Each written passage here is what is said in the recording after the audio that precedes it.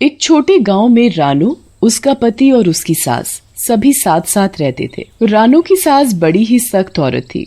वह रानू पर जब देखो जुल्म करती रहती, क्योंकि वह गरीब घर से जो थी। उसके माँ बाप बहुत ही गरीब थे। वे रानू की सास को किसी भी त्योहार पर कुछ भी नहीं दे पाते थे, जिसकी वजह से वो अपनी बहू रानू पर जुल्म करती रहती। इस बार भी दिवाली आने वाली थी।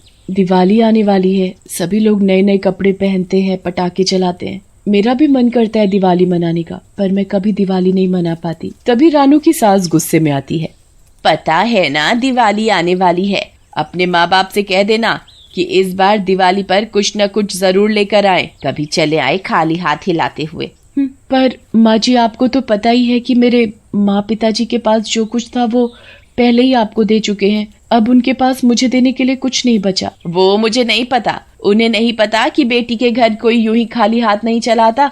अब तू अपने माँ बाप से तभी मिल पाएगी जब वो दिवाली पर कुछ न कुछ लेकर आएंगे। अपनी सास की बात सुनकर रानू रोने लगती है। माँ जी, वो कहाँ से दिवाली पर तोहफे लेकर देंगे? वो मुझे नहीं पता, अब ये रोना धोना बंद कर। तुझे पता है ना कुछ दिन बाद ही दिवाली है और घर की साफ सफाई भी करनी है और भी बहुत से काम करने हैं, तुझे पता है ना? हाँ माँ जी, मुझे पता है, मैं सब कर लूंगी। तभी रानू हिम्मत करके अपनी सास से कहती है, माँ जी, मुझे भी दिवाली मनानी है, मुझे भी नए कपड़े चाहिए। हा, दिवाली मनानी है, जाकर काम कर, मुझे बाजार भी जाना है दिवाली की खरीदारी के लिए। जब तक मैं बाजार से वापस लौटूं उससे पहले मुझे घर का सारा काम करा हुआ मिलना चाहिए। और घड़ों में पानी भर कर रख देना। तुझे पता है ना, पेड़ वाले कुएं से पानी भर कर नहीं लाना, जो सरपंच के घर के पास कुआं है उसी के पास से पानी लाना है। ये कहकर रानू की सास बाजार चली जाती है। रानू बेचारी उदास हो जाती है और घर का काम करके वो घड़ा लेकर गांव के कुएं से पानी भरने चली जाती है।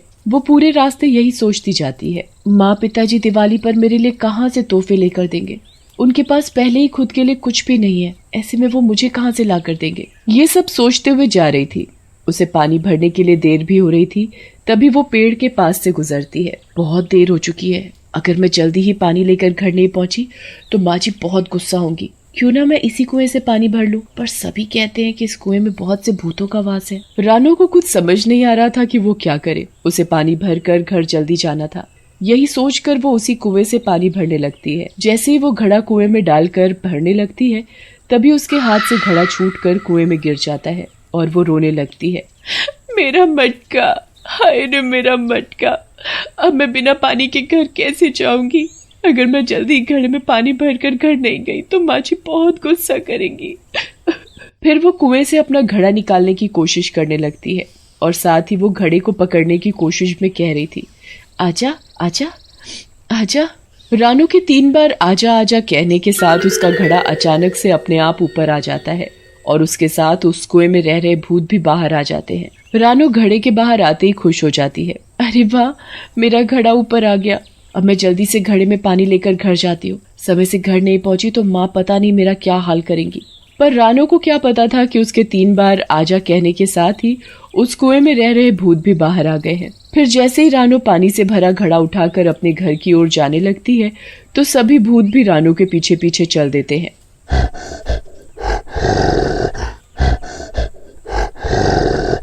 इतनी देर लगती है कुएं से पानी भरकर लाने में तुझे? पता है ना कि कल दिवाली है और मिठाई भी बनानी है, कितना काम पड़ा है। वो माँ जी, वो क्या लगा रखा है? अभी तक तूने खाना भी नहीं बनाया। तुझे पता नहीं है कि मुझे समय से खाना चाहिए? अब जा और जाकर मेरे लिए खाना बना कर ला। और तुझे पता है ना कल की दिवाली के लिए मिठाई भी बनानी है और तूने अपने माँ बाप को दिवाली पर बढ़िया तोहफे लाने के लिए बोल दिया है ना? रानू कुछ नहीं कहती और रोती हुई रसोई में जल्दी से खाना बनाने लग जाती है। जब खाना बनकर तैयार हो जाता है तो अपनी सास को खिला देती है और फिर रसोई में जाकर मिठाई बनाने लग जाती है। कल दिवाली है, मैं माँ पिताजी से महंगे तोहफे लाने के लिए कहूँ। अगर वो बढ़िया तोहफे और मिठाई नहीं लाए तो माँ जी मुझे उनसे कभी नहीं मिलने देंगी। ये सोचते और मिठाई बनाते बनाते पता नहीं कब रानू की आंख लग जाती है और उसे नींद आ जाती है। तभी कुछ देर बाद ही रानू की आंख खुल जाती है और वहाँ पर भूतों को देखकर बुरी तरह डर जाती है।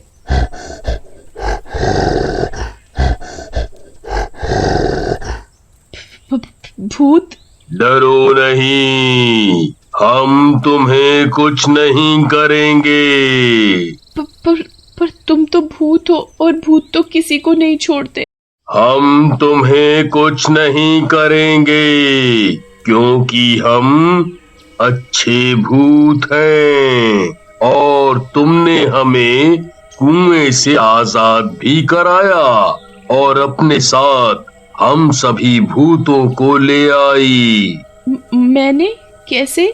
तुमने ही तो हम सभी भूतों को आजा आजा करके 3 बार बुलाया था। फिर हम तुम्हारे 3 बार बोलने के साथ ही हम सभी भूत कुएं से आजाद हो गए और तुम्हारे साथ आ गए। तभी रानू का ध्यान मिठाई और घर के कामों की तरफ जाता है और वो रोने लगती है। कल दिवाली है और इतनी जल्दी मिठाई और घर का सारा काम कैसे होगा? हो, कितने सालों से हमने दिवाली नहीं मनाई, इतनी सी बात अभी लो। फिर सभी भूत अपने अपने जादू से मिठाई और घर का सारा काम कर देते हैं और घर को दुल्हन की तरह सजा देते हैं। ये देख रानू की आंखों से खुशी के आंसू निकल आते हैं और वो रोने लगती है। आप सब तो मेरे लिए भगवान बनकर आए हो। अगर तुम सभी भूत ये सब काम नहीं करते तो मेरी सास मुझे मार ही डालती। फिर रानू एकदम उदास हो जाती है। काश मैं भी सभी की तरह दिवाली मना पाती। मैं जब से इस घर में शादी करके आई हूँ तब से मैंने दिवाली नहीं मनाई। फिर रानू सभी भूतों को अपनी सास के बर्ताव के बारे में सारी बात बताती है।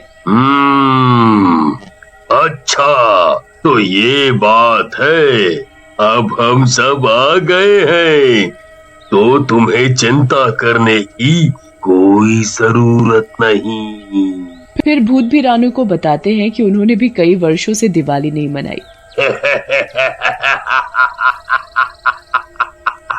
कई वर्षों से हम सभी भूतों ने भी दिवाली का त्योहार नहीं मनाया। हमारा भी मन करता है कि कोई हमारे साथ दिवाली मनाए, पर हम तो भूत हैं ना, इसलिए हम किसी के साथ दिवाली नहीं मना सकते। तभी सभी भूत रानू से पूछते हैं, क्या तुम मनाओगी हमारे साथ दिवाली? हाँ, मैं मनाऊंगी तुम्हारे साथ दिवाली। फिर सभी भूत और रानू खुश हो जाते हैं और ऐसे ही कुछ देर में सुबह भी हो जाती है। तभी रानू की सास के चिल्लाने की आवाज आती है। अरे ओ महारानी, सोती ही रहेगी या चाय भी पिलाएगी? अभी लाई माँ जी। तभी रानू की सास की नजर पूरे घर पर पड़ती है। अरे वाह, ये घर तो बिल्कुल नया जैसा लग रहा है। इसने इतनी जल्दी घर को कैसे सजा दिया? तभी वो रानू से कहती है, मैंने जो तुझे मिठाई बनाने के लिए कहा था वो तूने बना दी? हाँ माँ जी, मैंने सारा काम कर दिया, अब कुछ भी नहीं बचा है। रानू की सास हैरान होती है। इसने इतना सारा काम अकेले, वो भी इतनी जल्दी कैसे कर लिया? अच्छा, और तेरे माँ बाप कब आ रहे हैं तोहफे लेकर? तभी एक आदमी हाथ में बहुत सारे तोहफे और बहुत सारा सामान लाकर रानू की सास को देता है। ये सारा सामान और तोहफे रानू के माँ पिताजी ने भेजे हैं। इतने सारे तोहफे देखकर रानू की सास फूली नहीं समाती और बड़ी ही खुश हो जाती है। और रानू भी अपनी सास को खुश देखकर खुश होती है। उसे पता था कि वो तोहफे और कोई नहीं बल्कि उन भूतों में से एक भूत लेकर आया है। और कुछ देर बाद जैसे ही शाम होती है, सभी गांव वाले और रानू की सास दिवाली की पूजा के बाद दिवाली का त्योहार मना रहे होते हैं। रानू और सभी भूत लोगों को दिवाली मनाते हुए देख रहे होते हैं। तभी अचानक से उसकी सास के कमरे में आग लग जाती है और वो बहुत जोर जोर से चिल्लाने लगती है। बचाओ बचाओ, अरे कोई मुझे बचाओ, नहीं तो मैं मर जाऊंगी। तभी रानू बिना कुछ सोचे समझे आग में कूद जाती है। तभी भूत भी उसके साथ आग में जाकर रानू की सास को बचा लेते हैं। तूने मेरी जान बचाई, मैंने तो तेरे साथ हमेशा बुरा सलूक किया है, फिर भी तूने मेरी जान बचाई। और तुम तो भूत हो, फिर भी भूत होकर तुम सभी ने मेरी जान बचाई। क्या भूतों के पास दिल नहीं होता? रानू की सास को अपनी गलती का एहसास हो गया था। वो अपने किए पर शर्मिंदा थी। फिर वो रानू को गले से लगा लेती है और रोने लगती है। आज से तू मेरी बहू नहीं, बेटी है, और तुझे दिवाली का त्योहार मनाना अच्छा लगता है ना? जा, मना लो दिवाली का त्योहार। फिर रानो सभी भूतों के साथ दिवाली मनाती है और उसके साथ पूरा गांव हंसी खुशी एक दूसरे को मिठाई खिलाकर दिवाली का त्योहार मनाते हैं।